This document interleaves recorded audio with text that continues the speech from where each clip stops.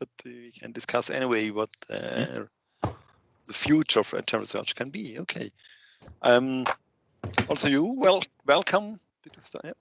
Welcome to the second actual panel of the two panels. We had one in the morning with Deepti, Jain, Biddle, and Aino, Corry. And I welcome you this afternoon for the second panel discussing about the future in academic Agile research.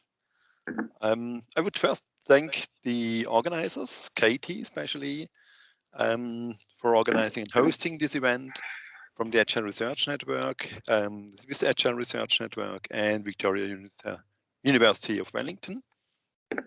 And also, of course, thanks to the sponsors of the event, like Agile Alliance, Scrum Alliance, Agile Business Consortium, Program Management Institute, and the Business Agility Institute.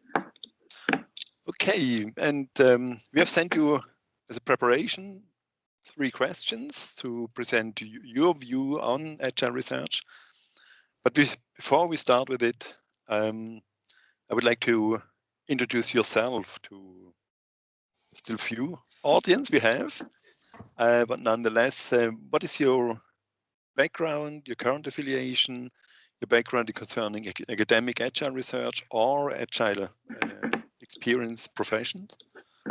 In 1-2 minute statement, just to introduce yourself, background in this, and then we start the discussion. Okay, Scott, do you want to start?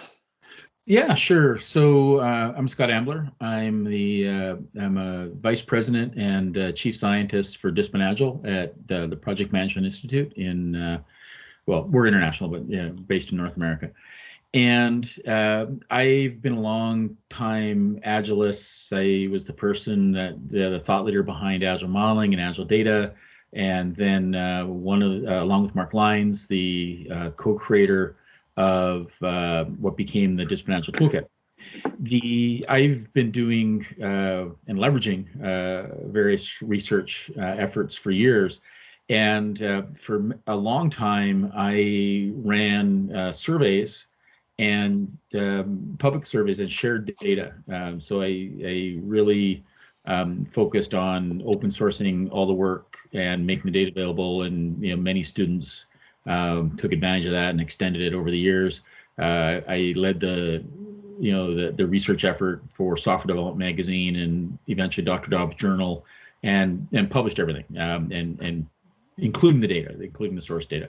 And then continued on with that. The last couple of years, I've stopped that because it's a lot of work, as you all know. But I'm probably going to start gearing up again because there's a lot of unanswered questions in the Agile space that nobody seems to be addressing. And not that surveys are the greatest thing, but there's certainly a really good way of answering some very significant questions that people don't seem to want to answer. So anyways, I'll leave it at that. Okay, thank you. Alan, do you want to continue? So my background is, once upon a time I was a hardcore C++ programmer, and I got to a point where the code wasn't the mystery, but the difficult bit was what we were being asked to do, or the way we were being organized. It was clear to me that things were not being set up in the best possible way. And I've been on a death march project or 2, and I've been exposed to some of the pre-Agile ideas, if you like. I went back to got my master's degree. For my sins, I went and got an MBA. And what I discovered in business school was actually a lot of the latest management thinking fitted in with this thing called Agile. Since then, I've worked more away from the code. People tend to call me an Agile coach, which I think is a title which has its own problems. And it's something we deserves clarifying in its own right. I prefer the title Agile Guide. I help teams, organization, businesses do this thing called Agile. And I'm very conscious that Agile has become a key part of a bigger thing, and that's digital. Digital is, Agile built digital in the same way that Agile came out of the patterns movement, and patterns came out of the OO movement as a succession of things. And the patterns movement is kind of important in that, in so much as I touch the academic world, it's largely been through the patterns community, and people writing patterns and things. Okay, thank you very much. And Torgeir? Thank you very much. I'm very happy to be invited to this panel. So my background, I'm Torgeir Dingsør. I'm with the Norwegian University of Science and Technology in Trondheim in Norway. So I started out as a young researcher doing my PhD in a project on process improvement. And then we worked with a lot of different ideas around improving software development practice in small and medium-sized companies in Norway, mainly building on ideas from total quality management. I remember, Scott, you might not remember, but you visited us in 2004, and we had a panel discussion at the Process Improvement Conference, where Scott argued for agility, while we had other people from that process improvement community who argued for standardization. So we were on the Agile side in that discussion, and then after a while, it seems that it was very little interest in standardization in the process improvement community in Norway. So when companies talked about process improvement, they talked about adopting agile development methods. So I came out of doing a PhD on knowledge management in software companies, and then I worked as a researcher in the SINTEF Research Institute in Norway, which is an applied research institute that does action research and follows development in companies very closely. So I worked on topics related to knowledge and learning, such as retrospectives and teamwork, and recently focused on larger IT projects and how they organize development. So yeah, what we call large-scale agile development. Yeah, I think that's enough about me. Thank you. Okay, thank you for your introduction. Of course, I also welcome our audience, and hopefully we get an interactive discussion. So raise your questions, just raise your hand if you have a question, so that we can hopefully have a very fruitful and inspiring discussion about the topic. And I mentioned at the beginning, we have sent you 3 questions to prepare your statement about academic research and Agile, and I want to share my screen and just show the questions also to the audience. Here I am. So these were the questions that we have sent you to prepare your view on Agile research. So what are the main research area on Agile today, and what research area are going to emerge in the near future? How do you see the relationship between research and the ecosystem of Agile? And finally, how can organizations implementing Agile benefit from research on Agile? Okay, oops. And who wants to start? Scott, do you want to start with your view on academic Agile? Yeah, so I took a few notes to answer those questions. So the first question, so what are the main research areas? I really don't know anymore. I hate to say it, but the academic community is really sort of faded away in the Agile space. Like, we used to at the conferences, we would have research tracks, and there'd even be research-oriented conferences that people would go to, and there still are, the Extreme Programming Conference, for example. But it's really sort of petered, and it never really took off, and what did occur really sort of petered out in my mind. So some of the questions. So what research areas would I like to see?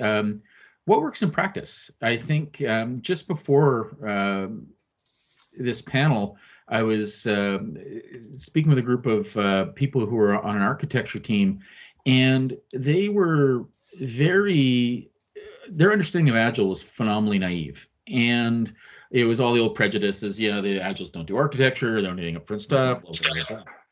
And the reason why they had these naive understanding of Agile is because they were listening to the rhetoric.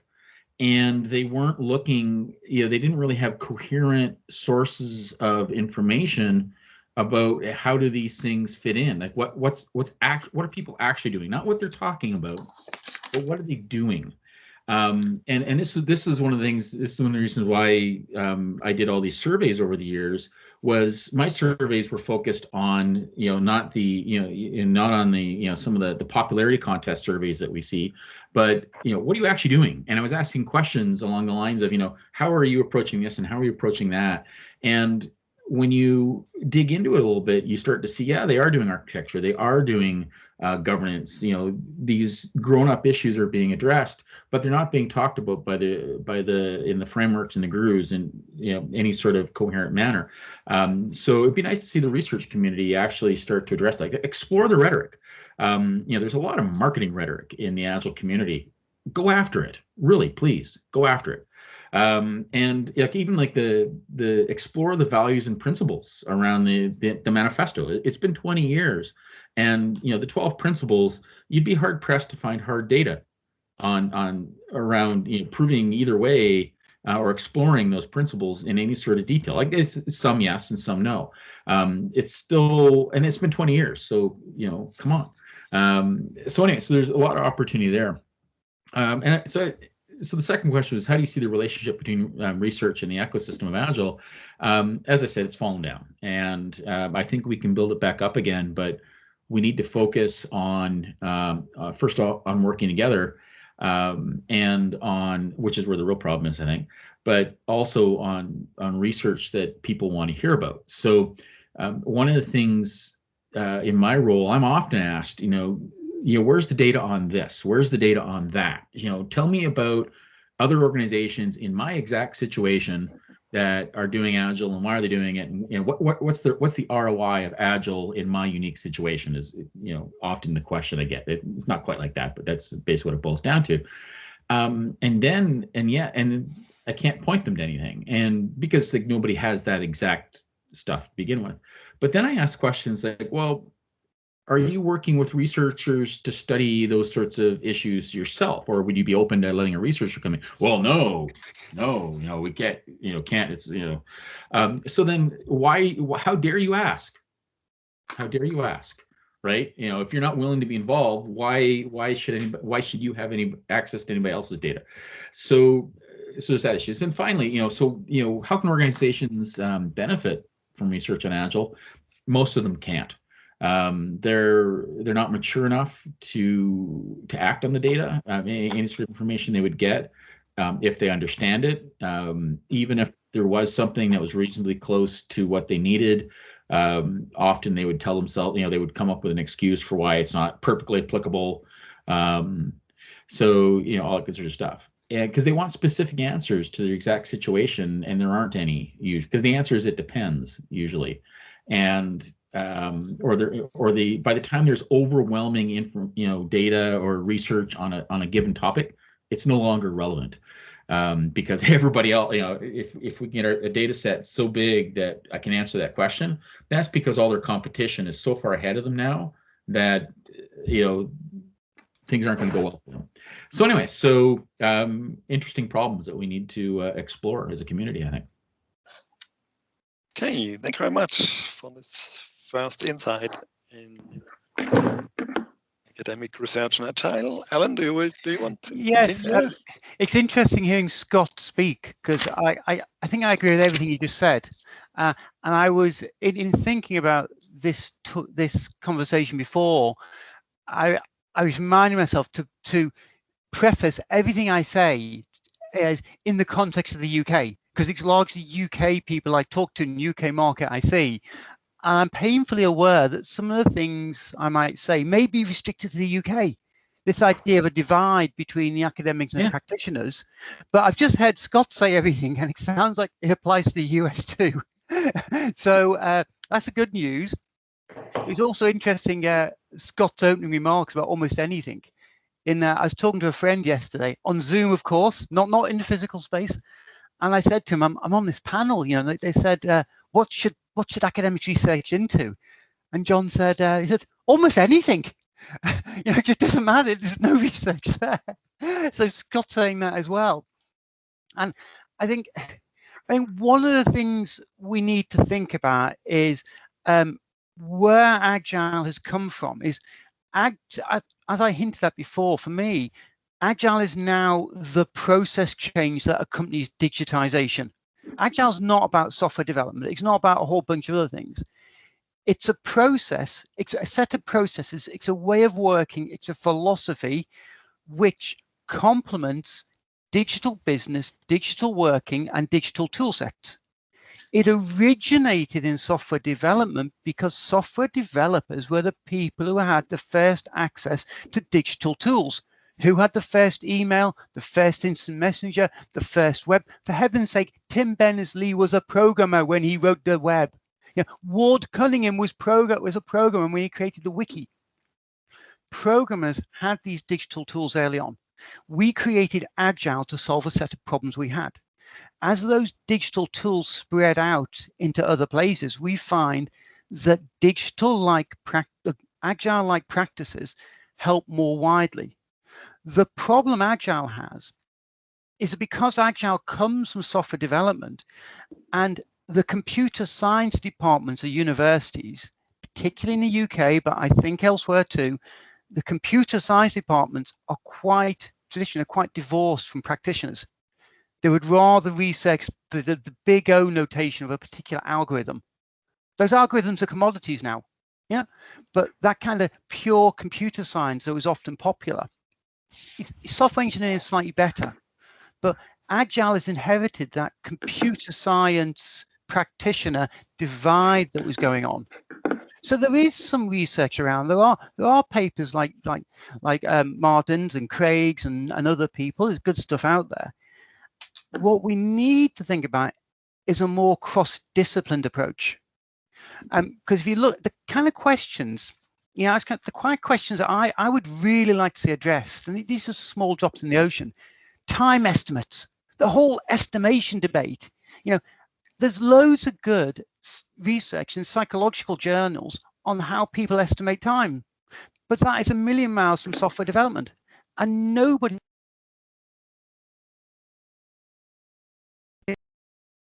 development.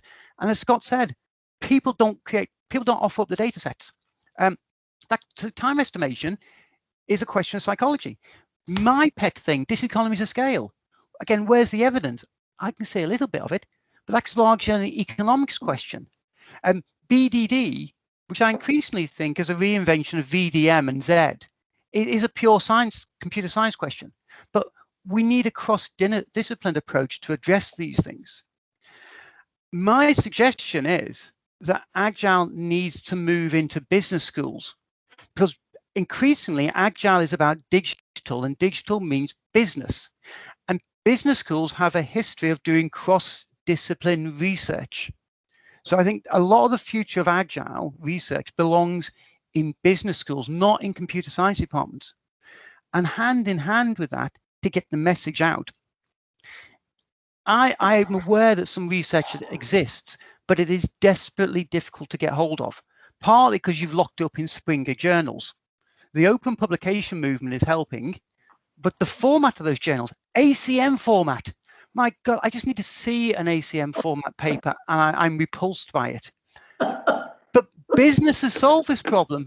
There's a few journals, the Harvard Business Review, and the one I take, the Sloan Management Review, which essentially rewrite academic research in a way they're not necessarily the easiest reads, but they get that the research that is happening, the theories that are being proposed, they are presented in a format which is accessible, not easy reading, but accessible. So I'd like to see the academic research community create a Harvard Agile Digital Review Journal.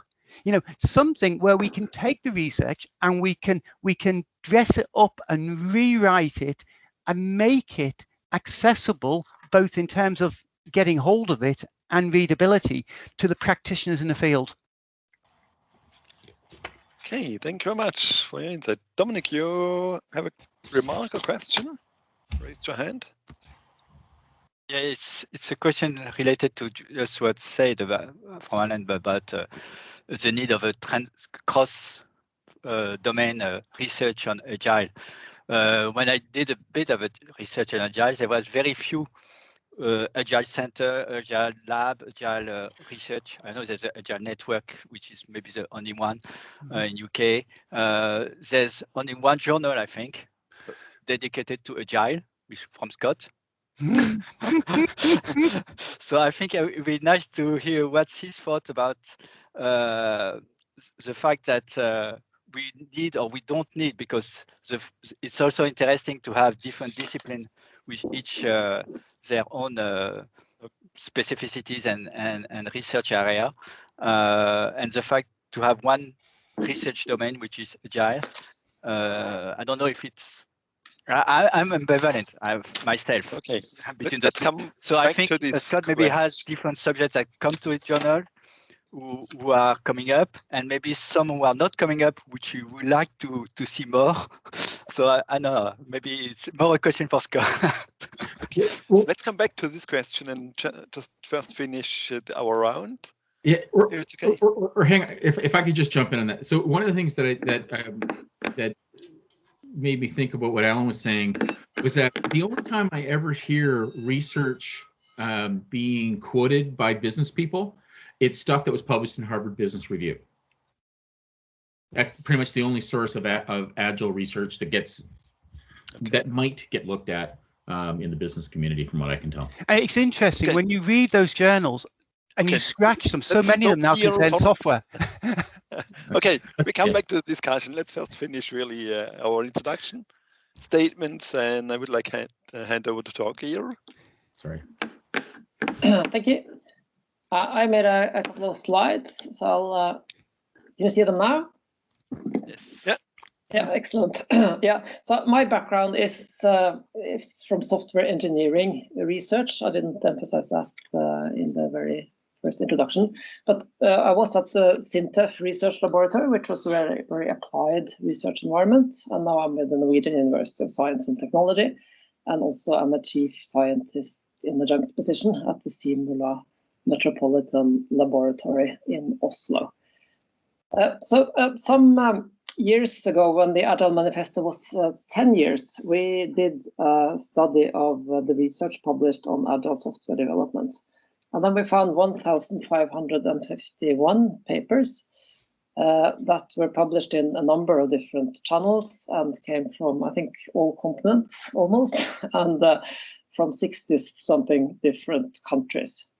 And I just did a quick check again today. So if you look in scientific databases, such as the EC Web of Science, so there I find now 2,500 articles in the scientific literature concerning some aspect of Agile software development. So I think it's quite a lot of material produced that is published mainly in the software engineering field, but you also see that it's an emerging topic in information systems and in management science. And many people in other disciplines are also referring to software development as a kind of interesting area, because it's a type of knowledge work, and people have developed kind of own ways of doing things in the software space. So I think it's extremely interesting, because it's kind of different advice that you get from people in the Agile community now than what you got 20, 30 years ago. And of course, as a field, Agile development is very close to practice. But let's get back to impact from research in this area. So we got 3 questions. Some that are a bit about predicting the future, at least the near future. So main research areas today, and what will they be in the near future. So I looked at a couple of trends in order to discuss that question. Then I'll come over to also comment on the relationship between research and the ecosystem of Agile, and how organizations can benefit from research on Agile. So when Agile methods came, there were a number of methods proposed, and I think then studies also concentrated around these methods and practices. While what we see today is that, of course, what we mean by agility is probably different. Now we talk more about Agile principles and Agile organizations or large projects that use Agile methods, while it started out as methods being suitable for small co-located teams who make software which is not safety critical, and they're also then obviously not, they're looking at each other while they work as they are co-located. So it's now many things are different, and also with the pandemic, it's also impacts, of course, on the co-locatedness. As I said, it's more and more important now because of digitalization that has been covered already.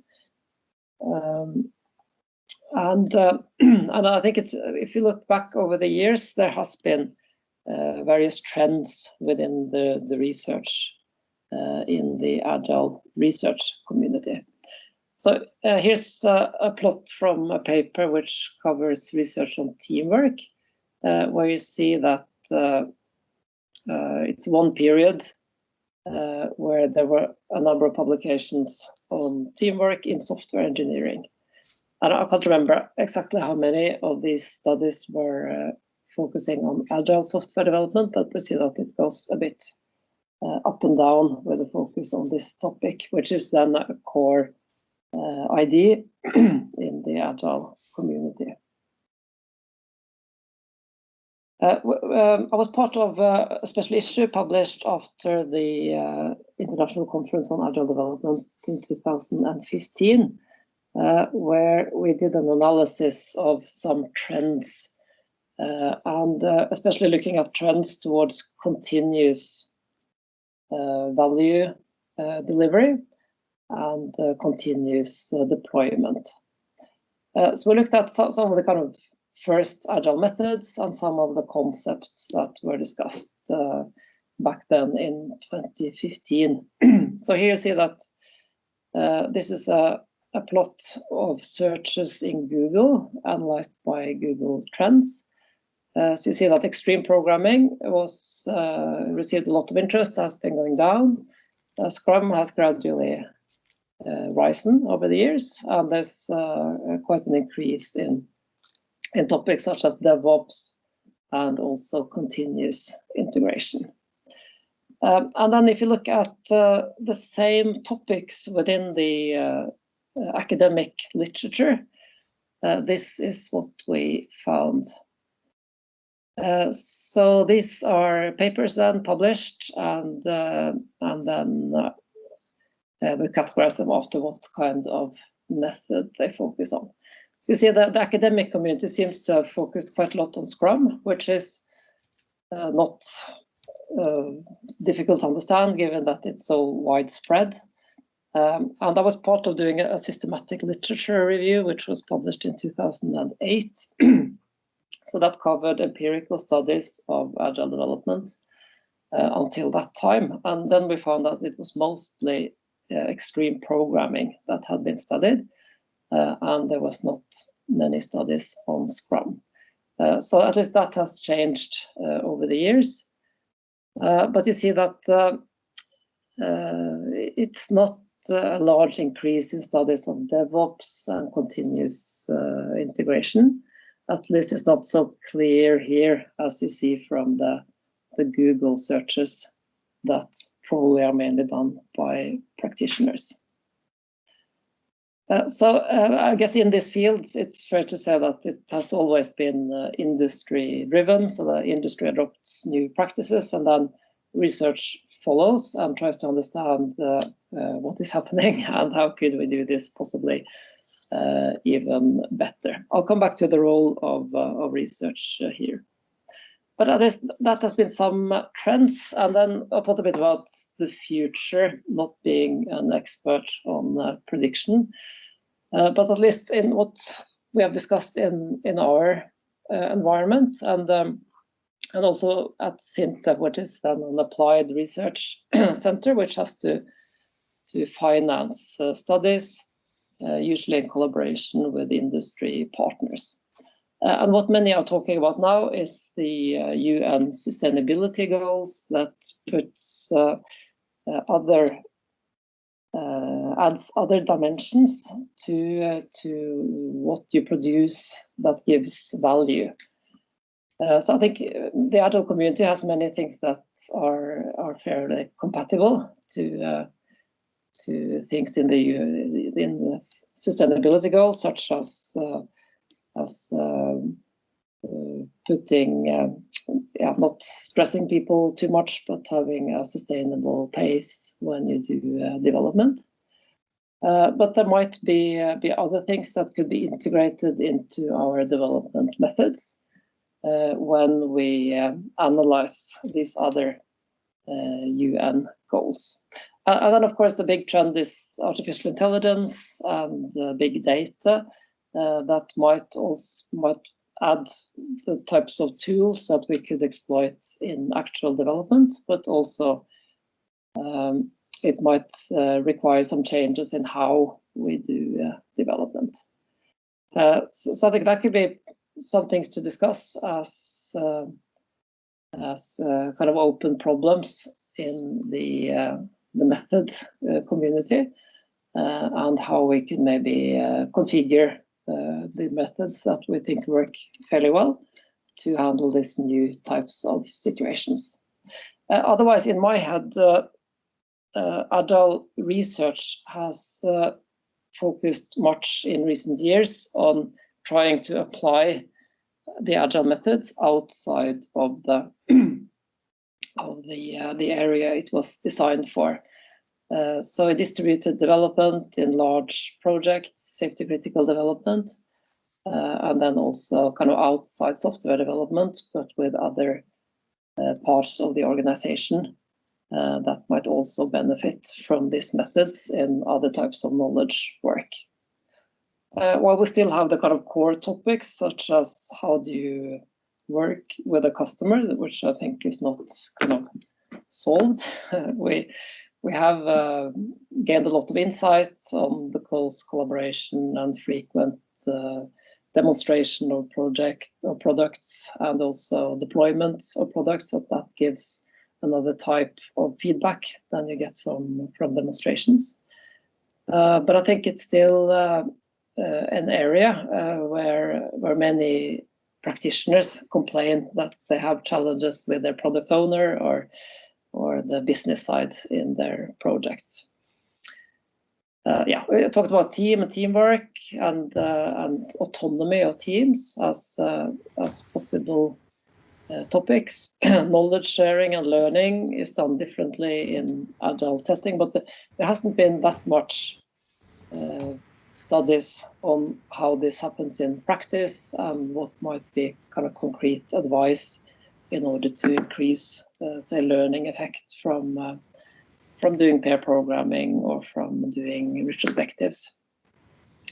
And also architectural work, how do you integrate that into the development work? I think that is still something that we need to learn about and evolve.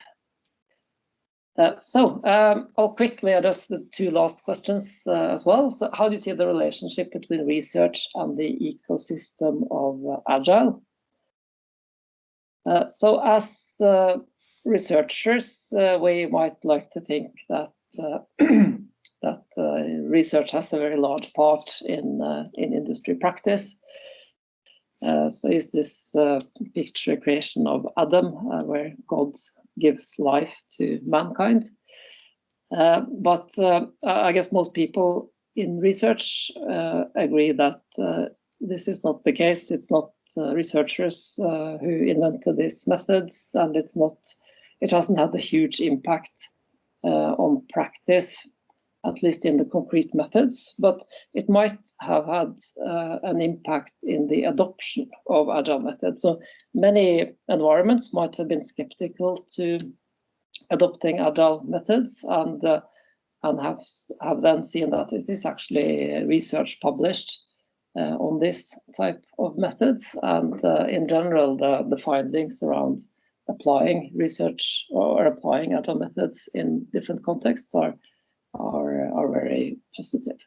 And now we have studies which indicate at least that Agile methods outperform traditional methods, both in small projects and in medium-sized projects and in large projects. But as Scott mentioned as well, I think there is a lack of overlap between different communities. We've had the International Conference on Agile Software Development, XP, which has had a fair number of academics and also practitioners. But if you go to the International Conference on Software Engineering, for example, you will not, unfortunately, find that many practitioners. Yet, I guess what Alan had talked about Harvard Business Review, which is good at communicating to a broad audience. I think we have something similar in our field as well in IEEE software, and we also have the Software Engineering Radio, which has a kind of blend of practitioner and academic content. But at least in my experience, if you talk to practitioners in Norway, for example, you don't find many who actually read IEEE software. And then we have, like in the UK, the Agile Research Network. So we have several environments who do studies in industry and work together with industry in organizing events and conferences. So I think we have something, but I definitely agree that we need more. And so what could then the industry or practitioners gain from collaborating with academia and maybe from reading academic studies? So at least in the Agile methods and principles and practices, you get a lot of advice, and you might connect this advice to research-based models, which might give you a better understanding of why this advice is good for you or not. So like we have established models around team effectiveness, autonomy of teams, many models of how learning happens within a group or an organization. And we have topics like coordination, which we have applied in large-scale Agile development, saying that coordinating between teams is a crucial challenge. Also, so I think that's something you could gain from academia, that you get this insight, which you get through models. And you also have rich empirical studies. So like studies in the UK that showed that extreme programming is a possible way to do software development. When Agile methods came, many were skeptical, and in the research community, people were also very, very, very skeptical. But then you had ethnographically inspired studies that show that you have environments who work like this. They deliver high quality software. Yeah, so this is kind of working. And you might also see that there are a number of deviations from applying the methods by the book, which can be interesting for companies to see that it's not only we who maybe do this not according to the book, but there's quite a lot of spread in the current practices.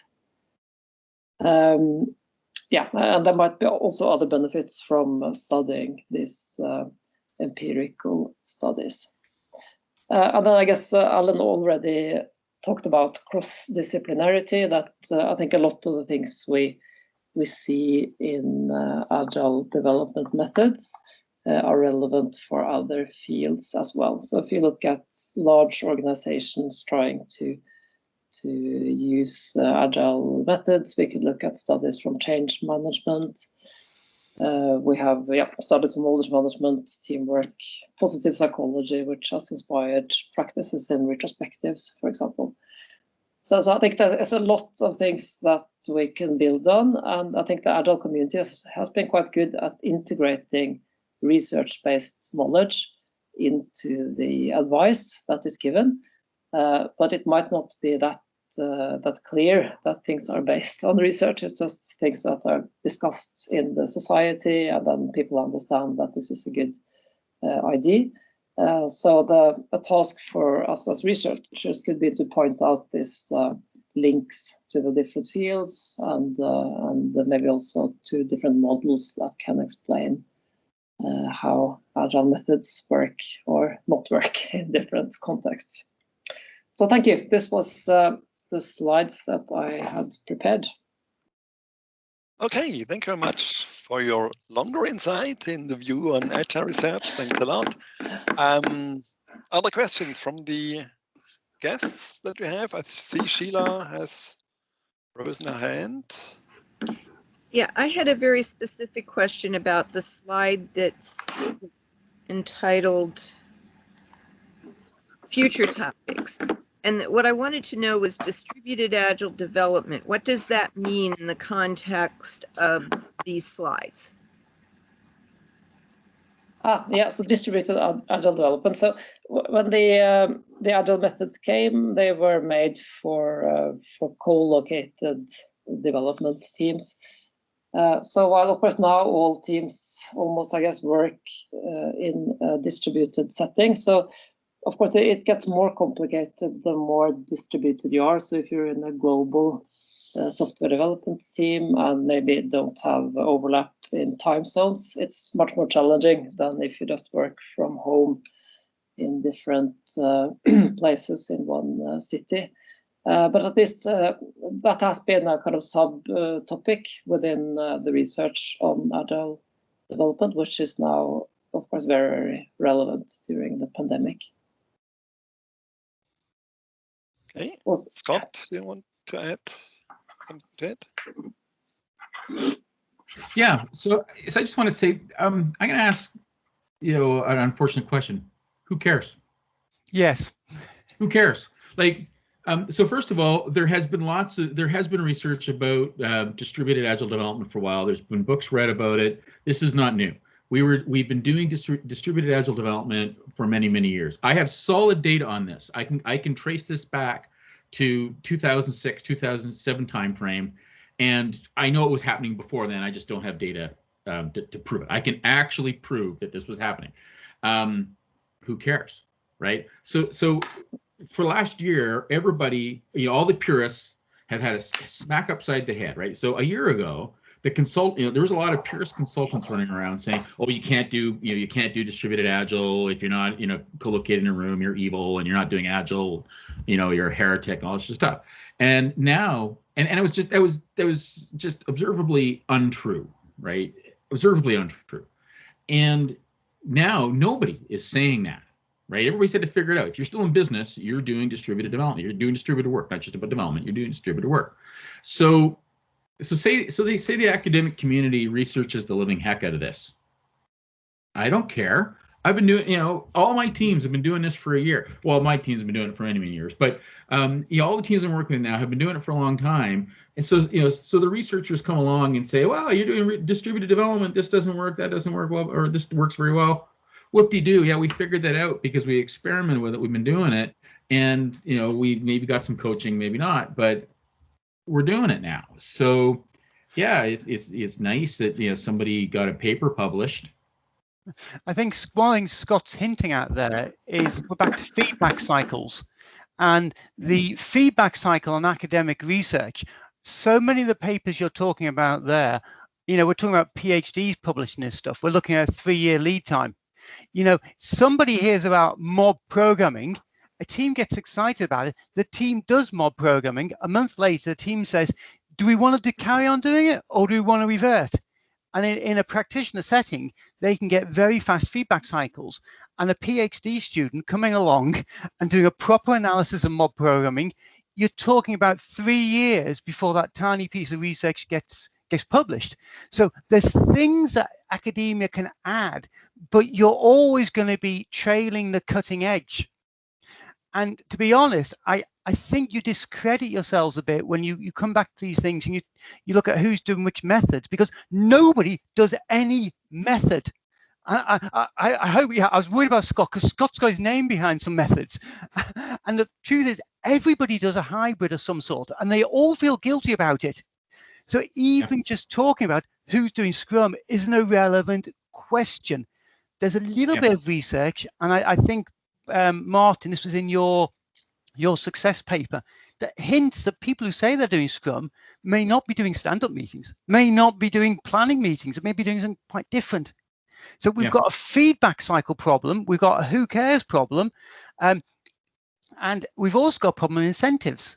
In the practitioner community are trying to find things that work and possibly add to the bottom line. And the academic community, it often appears they're just chasing publications. And going back to my point about ACM publications before, this is where I kind of diverge from Europlop. People just got obsessed about getting papers in ACM, getting papers in a publication that nobody will read. It can be gold dust, but nobody knows. Yeah, they won't know it's there. They won't know to look. If they can find it, it won't be relevant. And even if they can find it and it was relevant, it'll be out of date, and they can't probably understand it because of all the academic gobbledygook that you've got. Like the writing style for academia to get a paper published is a disaster. Practitioners, they'll be like, I review these things for various conferences and journals, and I can barely understand them. There's no way the average practitioner is going to. And they'll look at it, and it'll be like 8 pages of gobbledygook for 1 or 2 pieces of critical information. If you can't tweet about it, nobody's going to read it. We have some hands up. Yusuf, I think, has been waiting for quite a while. You're muted still. You have to unmute.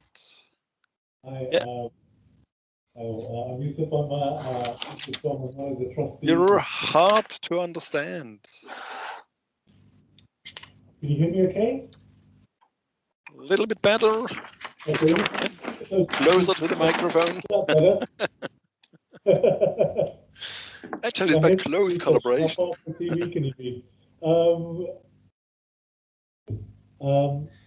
I'm a practitioner. I'm a 20-year practitioner. I've been doing business transformations for the last 10 years using Agile methodologies. Okay. When I look at the academic efforts, it seems to me that we as practitioners are doing that ourselves. We ourselves as practitioners, we start thinking about these sort of things. We form our own research. We start distributing our research ourselves. We've got our own institutions. We've got our own methods of doing thinking, which I don't see in any of the academic circles. And I was wondering how you could bridge that gap to us in that specific thing, because we've literally set our own ecosystems up for all of this.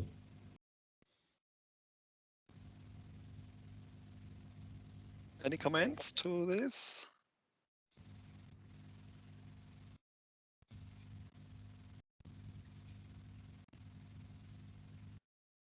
So if I understand you right, you say the practitioners do their own research. They are not waiting for the academics. Yeah. Our own pseudo research mixed up with advocacy and sales. Yeah. So if you take a look at basic continuous improvement strategies where you're incrementally improving, you'll experiment with something. Hopefully you'll measure it. That doesn't always happen, but hopefully you measure it and then you make a decision. Did this work for me in my context, right? And it'll take a few weeks, few months, depending on the nature of what you're experimenting with. But yeah, we're running our own research because we can't find something that's even remotely coherent. And I think it was to Alan's point, we really need detailed level various practices, but in context, right? And how well does mob programming work and it's not in the context of England or Norway or Canada. It's in the context of this type of team in a distributed situation, or this type of team in a regulatory situation, or this type of team with this level of skills or whatever, right? So just like for something as simple as mob programming, and it's not simple, but as simple as mob programming, there's this myriad of contextual factors that you could pull on these levers, right? And so this gets down to the problem of I need you need to answer how well is mob programming going to work for me in my situation with Larry, Curly, Mo, Huey, Dewey, and Louie on my team. And those are all unique people with unique backgrounds, and they might not work together well, stuff like that. So there's almost no hope of that ever happening. So what happens is we just try it out. And then, a month or so later, then we make a coherent decision. Oh, yeah, that worked for us, or, whatever the issue is. And that's where we're effectively at. Okay, thank you. Torge, you had your hands up. Yeah, yeah. Thanks for a lot of interesting points, both in this kind of speed of trying things out. So I think it's definitely a task for researchers to try to ask interesting research questions around things that last for a while, and it is not interesting. For example, does distributed agile development work, because that has been tried out in practice in a lot of different places. So people know about that, but it might be more regarding what kind of contextual factors should you make use of when you want to set up a distributed team and organize that team. So I think it's so much learning going on. So I think researchers need to try to address kind of important and lasting questions by asking good research questions. And there has been some effort to try to ask people then in the industry, what do you think should be researched? What are the open questions now? And there has been established some agendas for research within Agile software development. So from workshops where researchers and practitioners have talked about what are the knowledge needs that we have in certain sub areas. But I agree that it's definitely challenging to provide studies that give insight to practitioners and that are perceived as relevant and are communicated in a manner which makes it readable for practitioners as well. But I think that many of the journals that we have in software engineering, for example, they are not mainly targeted at practitioners. They are for researchers, so that there are kind of areas where researchers have discussions going, but then in my head it should be research that is beneficial for the industry, and it should be communicated also in a readable format. And things are getting better. I think with open access initiatives, at least many things are available to practitioners. It might not be available in the form that one would like to, and but that is kind of questions around the relevance of research. But I think also a challenge with research rigor, that it's a lot of research which is not conducted rigorously enough, so that we can't really say much after having conducted a study. So I think that is also a challenge for industry, that it's difficult to know which studies should you trust and which studies are not conducted with sufficient rigor. Okay.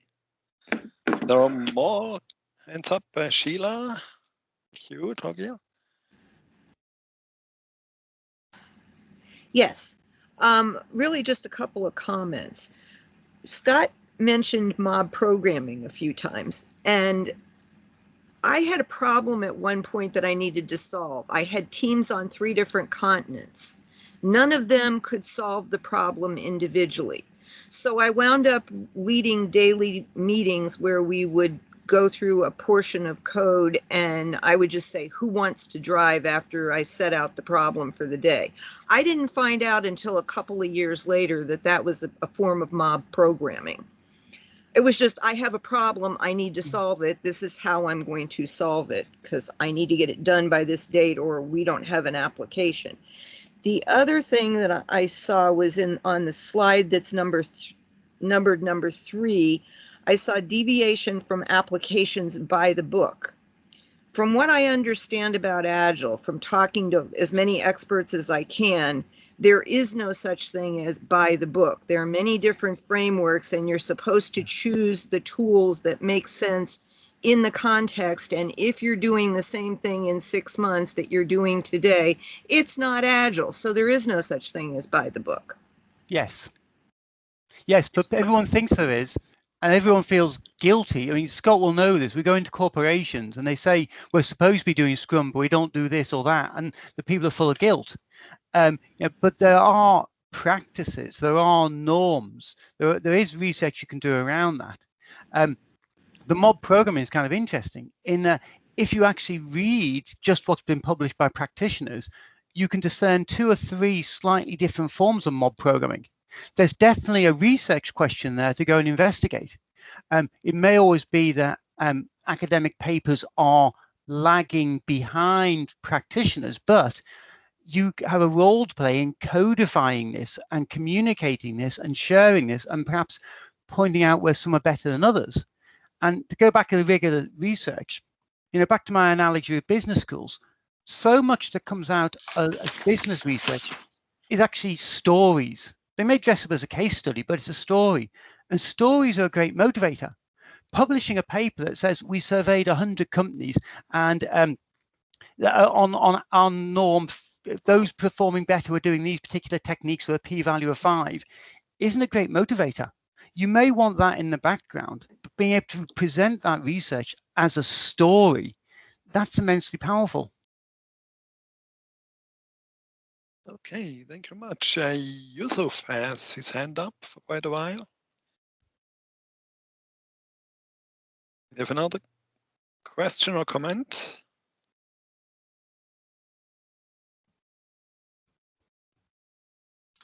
Sorry, that was purely by accident, my mistake. Okay, so Scott, you raised your hand. You're still muted. Sorry about that. So Sheila had a great story there. So her team basically invented a form of mob programming because they didn't know about it. They might not even have thought to go looking for something. Even if they looked, they might not wouldn't have known the term. Right? How the heck would you know to search on mob programming? So this is the challenge. So in Discipline Agile, we take a very different approach to these sorts of problems. So we assume that you're unique. We assume that you have that everybody's in a different context and needs to, pick and choose the right techniques off the shelf. And so instead of telling you this is the best practice, what we instead do is say, here are the issues you need to think about. So, when you're addressing architecture stuff, here are the issues that you need to think about architecture. And here are a bunch of options. And then here are the trade-offs of those techniques. So you pick the right technique, what you believe to be the right technique for the situation that you face, and then experiment with it. So that is a very different proposition than the frameworks that tell you, well, this is the one official way of working, and then you realize, well, the one official way of working doesn't really work for me, and we need to experiment and do something different. And now I feel guilty because I'm not doing framework X in the proper way. Well, no, who cares if you're doing frameworks X in the proper way? It's, are you effective in the situation that you face? Are you learning? Are you improving? And that's what I care about. So this is what we do in DA, is to help you to actually make better decisions. But then the challenge is could research help with it? Yeah, it would be nice to have some more data in behind some of these techniques, like mob programming or pair programming, or various forms of finance, or architecture strategies or testing strategies, or procurement strategies, because we go way beyond software. But the challenge is you've got to be mature enough to know that you've got to step back and think about these other issues, and to think, so for example, Torgeir presented some slides talking about, here's what the researchers are looking at, and it was an overwhelming research in Scrum, right? Because that's easy, and it's like a 20-page guide you can read and come up to speed on Scrum. Meanwhile, one of the questions was that needs to be researched is, well, how does architecture fit in?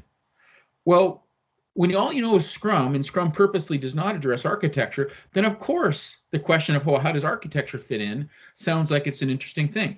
But if you were to Google Agile architecture, you'd find there's an overwhelming amount of material there, because we solved that problem 20 years ago, right? But it's not in Scrum.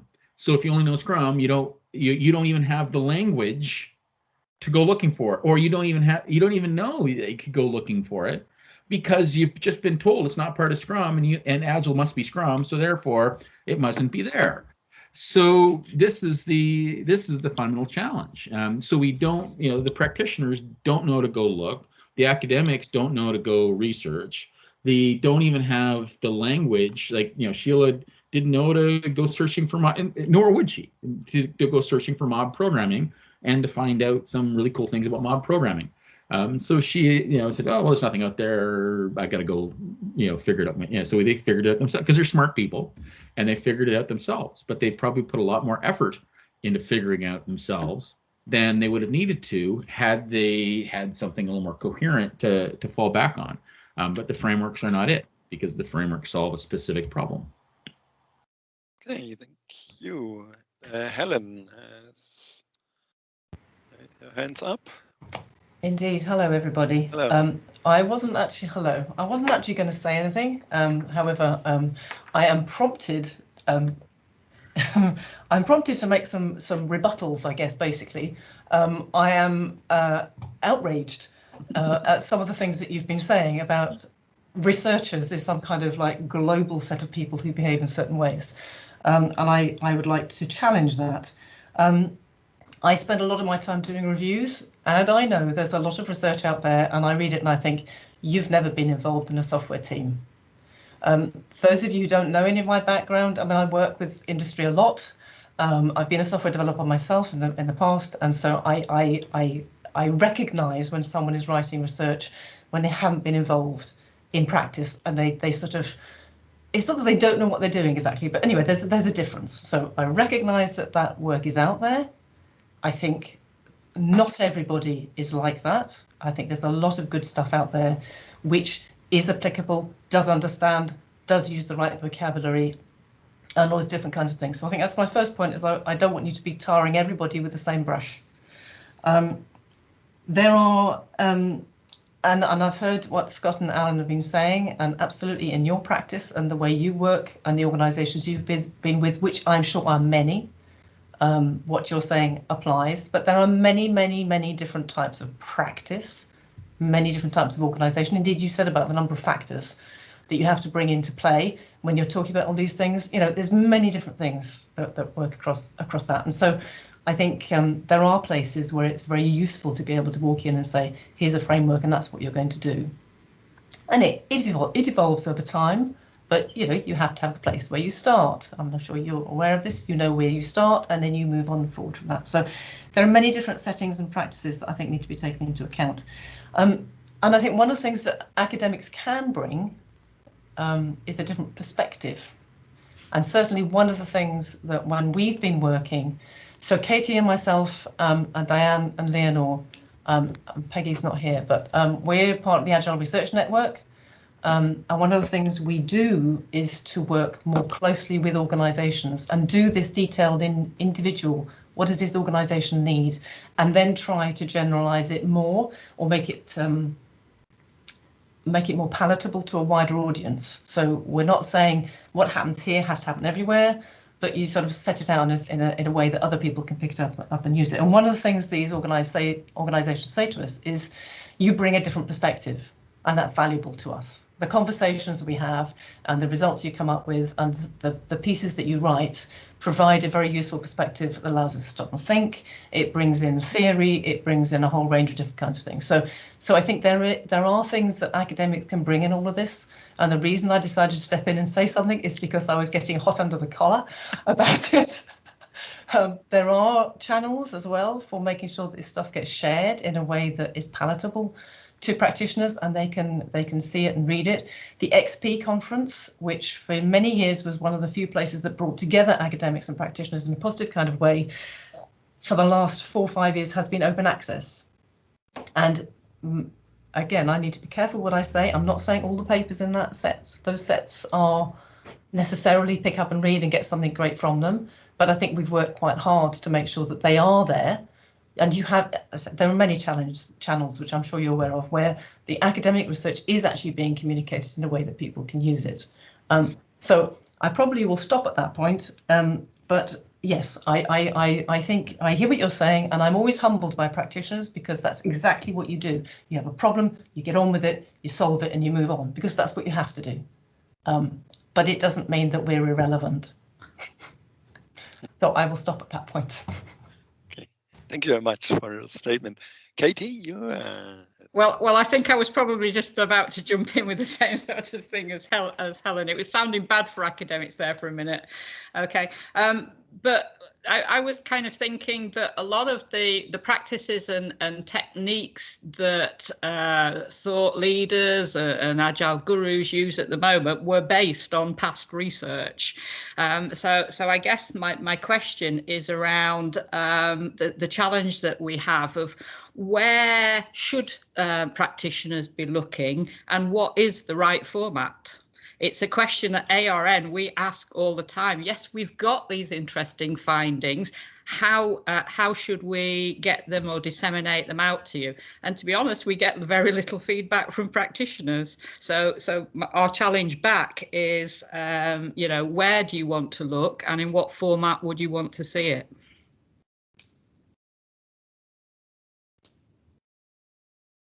Okay, thank you. Torgeir, you had your hand up, or? Yeah, put it out. I think Helen and Katie. Okay. Otherwise, Yusuf. Yeah, so I think this is now a really interesting debate now. So if you guys can hear me okay, the question is there, where would we look for the sort of research and information that you guys are presenting? The question we always ask is, what are we going to do with this research? What are we going to do with this information? What's the change going to be once I get this information? And so as a practitioner, when I go into, I'll be honest, I mean, my last piece of work was with a company in the billions of change. The information that we need to get has to be specifically targeted in a way to affect that change. So if you guys say to me, here's 1,000 research papers, you can look through them. That doesn't really help me. So I think this is the two-way conversation that we actually need. Where, for example, when we're now in the whole conversation, we've been talking about XP, and I came from originally an XP background, XP and Scrum and mob programming and all this. The biggest challenge I'm facing at the moment in my work is I've got multiple different methods of frameworks going on. I need to implement a corporate strategy. I need the directors to actually be able to get that strategy and disseminate through the organization in a way which lines up with the Agile principles, which are people-based. It's about enabling people to do that. So if I ask that question, how would you guys be able to present back to me information which would help me with that? That's the sort of challenge we're facing at the moment. Okay, thanks a lot. I think Agile is about addressing customers' users' needs. So does research address our users' needs? Scott, I think, was raising his hand. Yeah.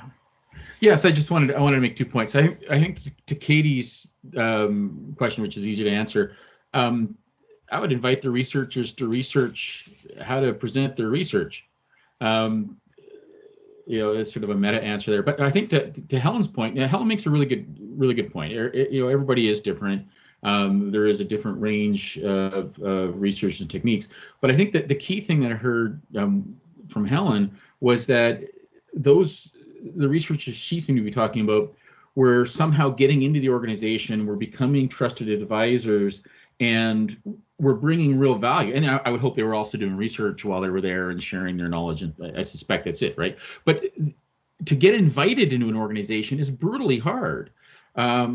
Most organizations, like our research, oh my God, you're gonna uncover all of our dirty laundry, and then you'll publish it. So then that's a brutal thing to overcome. And like I said earlier, everybody asks, give me the exact data for this exact situation that I'm in, and I always respond, well, are you letting researchers come in to research you? Oh no, of course not. Well, how dare you ask?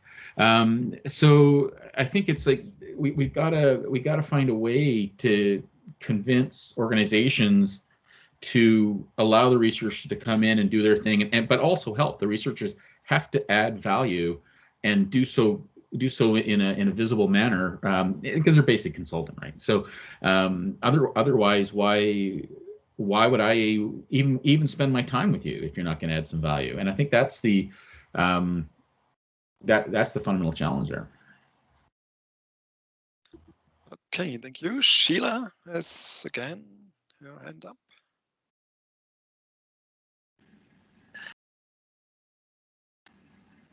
Yeah, I don't think anybody was saying that research isn't valuable.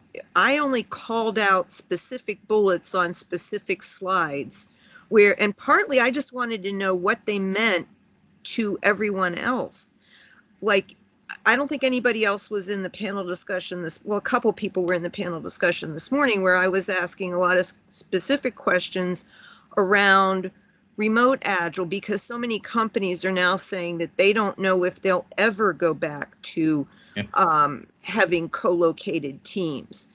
And I know there's now something called Remote Agile Framework, and I know that there are a bunch of other things like Distributed Agile, I think, is starting to address how do you work with teams that are remote. And we've got so many tools out there that have suddenly advanced in the last year because of the pandemic, but I think that it was a wave that was coming anyway, and I think most people agree with that.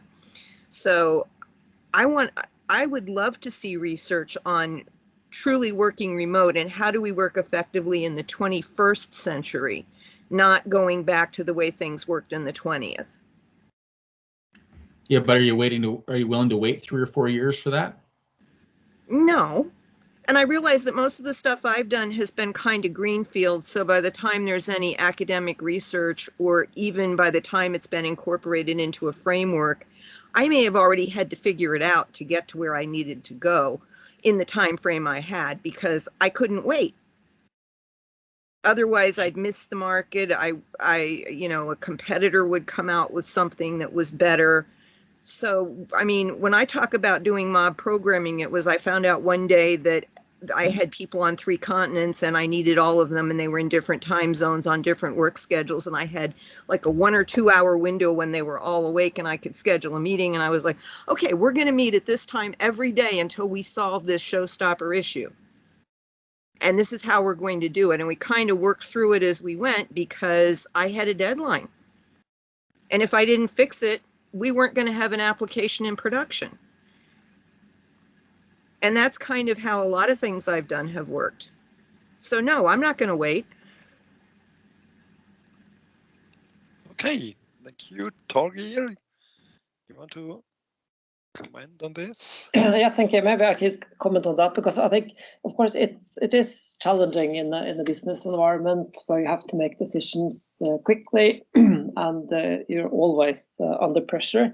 But I think there can be valuable things from research, both on the short term and the long term basis, because like Yusuf, you asked, given one kind of situation, how could you benefit from research? And of course, there are an infinite number of different situations, so it's very difficult to give very concrete advice. But at least what research can offer is that we have models which have been tested through review processes and are based on a number of different contexts or other types of data collection, which is usually open and transparent. While the alternative is to ask yourself within the company, which might limit the kind of knowledge that you have available in decision making. Or you could of course ask a consulting company, but the consulting companies will usually have very limited knowledge of the domain at hand, and tends to have kind of advice based on frameworks, and might not have the kind of underlying understanding of the problem domain, which you would get from an at least experienced researcher. So I think that there would be a very different type of value in advice from research compared to advice from the consulting world. If I can, Martin, stop me if you think I'm using too much time, but to comment on, I think, Scott, you had a point about, yeah, what was that? Sorry. Yeah, okay, I'll think and then I'll come back. Okay. The next person speak. Okay, Dominic, you had. Sure? Yeah, just two small points. First, I think it's normal that you don't get immediate response from research to very specific problem linked to a context of practitioner. It's not made for that, even if it can arrive. But you do get value of research in other ways. For example, it enables you to take a step back, to reflect, to have a different approach that you will have only if you were speaking of one framework that you're trying to sell or one on which you're specialized. So I think it's not about just getting one response to one immediate problem and in a specific context, because research is more wider and it doesn't work at the same time speed. So that's the first point. And the second point, I don't agree with Scott on one specific point. I was a supervisor for research. There's a student who did his PhD recently. And I was surprised how many organizations were willing to open the door to the research. They didn't close the door. On the contrary, they opened it, and they were very happy to do so, because it was a way to help their internal community to reflect, take a step back, exchange on these different subjects, and be part of another way of reflecting on Agile and how it's spread in the organization and so forth. So I was very surprised. In fact, they were very happy, and they was also happy in the way that we made the proposal that some of them could co-publish papers, academic papers with them. And they were very grateful, because it's a way also to put value on their thinking and so forth. And so I think it's not that true that organizations are closed. I think research community doesn't ask sometimes to the right person, maybe, or in the right way. Yeah, of course, if you are a consulting company, if you are a framework specific company, maybe the door won't be as easily open, because there's a whole marketing concurrence and so forth. But if you are a researcher coming from academic specific, I think the door will open very easily, in fact. That's just my good. 2 cents. To comment, this morning in the panel, I think some of the panelists made a statement that the academia is neutral. We don't sell anything. I think that's a big advantage if we are going to organizations, that we don't want to sell anything. Okay, Alan, you had your hand up. Yeah, I was going to say, it's very reassuring to hear Katie say that the Agile Research Network is constantly asking themselves, how can they get this information out? I guess, to be fair to both sides, we've got different incentives. Academics increasingly publish or be damned market. Your incentive is to get publications out, and in business we're often racing ahead and don't have time for anything. So it's great to hear from Katie that you are trying to do this. As Scott says, getting inside a corporation, either as a researcher or just to spread the word, can be like banging your head on the door. So the task we are challenging you with here isn't necessarily easy, which might go some way to calming things with Helen here. If we're ranting too much here, please, it's difficult for you. What dawns on me though is if you're to get this research out there, and I appreciate some of the research you're going to be doing is deep research, is blue sky stuff which will pay back in 10 or 20 years. And some of it, there is an opportunity to be more in the throw of things. I mean, if someone produced a really good study on mob programming, or the whole estimates, no estimates debate at the moment, that would just go like fireworks, I was thinking, how do you get the message out? And I remember the first time I met Helen was at a conference here in Oxford, the ACCU conference. She was probably the only academic who would venture into that community, but we loved her because she came along and she brought us some new insights that the people, and they were hardcore coders, they hadn't thought of. And maybe the way to get out is you've got to put yourself in places where you might not normally go. Conferences which aren't at all academic. Go and present the findings. I alluded before to having a journal to try and present some of this stuff. It's a very crowded market out there. Online publishing has made it easier for anyone to do it, which means everyone's doing it. And sorting the wheat from the chaff is more difficult than ever. Okay, thank you. Yusuf, you have another question or remark? Yeah, so again, I'm not trying to be controversial or to say that academia doesn't have its absolute value in any societal construct. I'm not saying that at all. So let me ask you guys a question. Can you apply Agile to your own research? So can you start producing your research in a way, the way we would do it in business? So we go and we say, okay, you give us 3 months to prove something. Let's produce a subset of the data. Let's show it. Let's build it out from there. Let's empower people to actually go out and find some novel solutions by themselves. 10 brains are better than 1. We have a whole bunch of things that we do. Can academia do the same? Okay, thank you. Any comments, Helen? Can I just answer that question? Yeah, sure. Yeah. Which is yes, of course. And in ARN, that's what we're trying to do. Our cycles are a little bit longer than you might like, but we've been trying to work on sort of 3-month cycles, or within that 3 months, we're actually talking to people anyway, so it's not like we're not doing anything in that time. But actually, I'm just setting up something else. I've just been working on a proposal with a very large organisation in the UK, and we are going to be doing exactly that. So we're doing monthly cycles where we'll be working with them, delivering stuff through all the objectives that we've got, working with them, try to understand. So yes, we can do that in some circumstances. So where it can be done, we can do it. But where there are other things going on, as Alan has said and others have said, I'm sure, business have different priorities and different motivators. You've got to get things done. You've got to get things out the door. So it depends on how it works with the business as well. But yes, absolutely, we do. I think actually, to Yusuf's point, I think actually more research happens that way than researchers perhaps will admit. I often, when I introduce Agile, I often find the people in the room who object to Agile most are the people who have a PhD.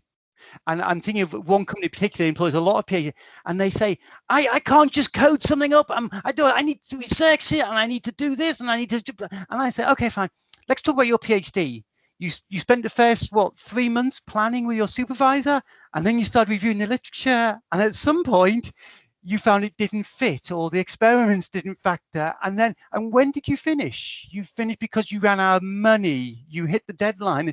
And if you inquire into how people actually do PhDs, it's far more agile than perhaps they realize. Okay, time is almost over. So final word, we have 2 hands up. Yusuf? No, I've got too many times. Please, after you. Okay, so Torgeir? Yeah, I just wanted to comment on the last discussion on Agile in the academic community. So I agree with Helen that this can be done and that we're using a lot of the same ideas as in the Agile community on research. But specifically, we have research methods such as action research, where you specifically focus on an industry-relevant problem, and you have several cycles of trying out ways to solve that problem. But the added value by having researchers in the loop is that you get hopefully more ideas into methods or to solutions that you can try out in a company context. And researchers add a little bit of rigor to the whole process and tries to also communicate what could be learned so that other companies might benefit from this as well. And my experience is that it's a lot of companies who are willing to collaborate with research and participate in such a learning process, and that at least mature environments are increasingly participating or appreciating results also from research. Okay, thank you. So time is already over. Nonetheless, I've actually two final questions for the panelists. I will just show them. I think it was a very controversial discussion about academia and industry, but I think we can really profit from each other. And I think we can bring, it was mentioned several times, different perspectives into the industry. Industry is very fast in introducing new methods, new tools, which we can then analyze and maybe develop models. So my question for you as the panelist, I will just show it. Share my screen. So if you're a researcher, as a researcher, what would you like to research next and why? And if you are a professional, as professional, I would like to academia to solve. So complete these sentences. What would you do as a researcher next and why? And what would you like as a professional academia to do for you and why? Okay. Alan, do you want to start? Yeah. There's two things on my list of things to be researched. So I'm going to give you them both. As a practitioner, I'd really like you to dig into the whole no estimates debate and find out what's going on, because I think no estimates is really proposing statistical estimation. I think there's a lot of psychology, the statistics, and I think please dig into it. The other one I mentioned earlier on, my own pet thing about diseconomies of scale. I think we need to start coupling this up with economics, and I say in diseconomies of scale. Small is cheaper. The data, I'm convinced the data's out there. Please dig into it and disprove me. Okay, so these are very concrete issues. Well, thank you very much. Scott?